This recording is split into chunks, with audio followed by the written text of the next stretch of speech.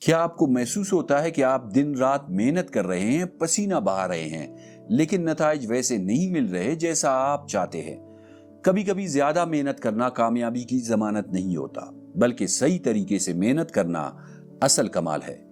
آج کی یہ چھوٹی سی کہانی آپ کی زندگی بدل سکتی ہے۔ ایک قدیم بستی میں دو لکڑہارے رہتے تھے۔ ایک نوجوان اور طاقتور تھا جو سارا دن جنگل میں کلاڑی چلاتا اور ہر کسی کو بتاتا کہ وہ کتنا ماہر ہے۔ وہ شور مچاتا، اپنی طاقت کی نمائش کرتا اور شام کو تھک کر چور ہو کر گھر لوٹتا۔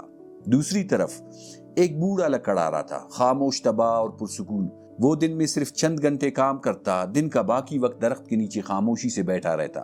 لیکن حیرت کی بات یہ تھی کہ شام کو اس کی لکڑیوں کا ڈھیر اس طاقتور نوجوان سے کئی بڑا ہوتا۔ ایک دن نوجوان لکڑہارے کے صبر کا پیمانہ لبریز ہو گیا۔ وہ غصے میں بوڑھے کے پاس گیا اور بولا، یہ کیسے ممکن ہے؟ میں سارا دن پسینہ بہاتا ہوں، ایک پل کو نہیں رکتا، اور تم آدھا وقت صرف بیٹھ کر گزارتے ہو، پھر بھی تم مجھ سے زیادہ کام کر لیتے ہو۔ بوڑھا لکڑہارا مسکرایا اور نوجوان کو ایک پتے کی بات بتائی۔ اس نے کہا، بیٹا، جب میں بیٹھتا ہوں تو میں آرام نہیں کر رہا ہوتا، میں اپنی کلاڑی کی دھار تیز کر رہا ہوتا ہوں۔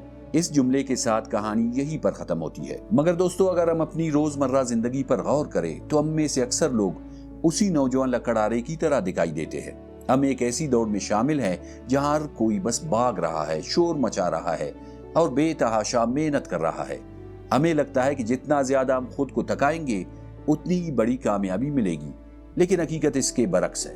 ہم اکثر محنت کے جنون میں یہ بھول جاتے ہیں کہ اپنی دھار تیز کرنا کتنا ضروری ہے۔